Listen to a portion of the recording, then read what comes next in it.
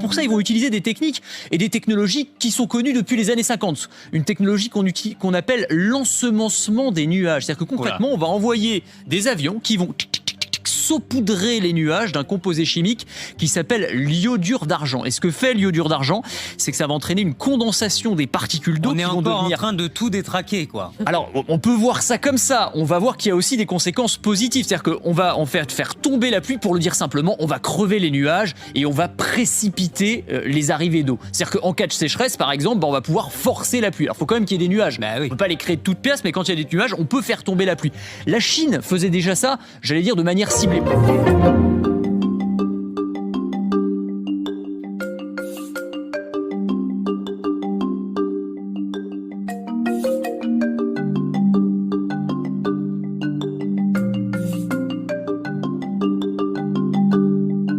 On a certains experts qui disent que dans certaines zones, alors encore une fois, à condition qu'il y ait des nuages, on peut augmenter la production d'eau, si on peut dire, de 10 à 20%. Ce qui est certain, c'est qu'il y a des dizaines de pays qui sont en train d'investir massivement. Ça intéresse beaucoup les États-Unis, ça intéresse les pays du Golfe, ça intéresse l'Australie, même la France s'y est intéressée.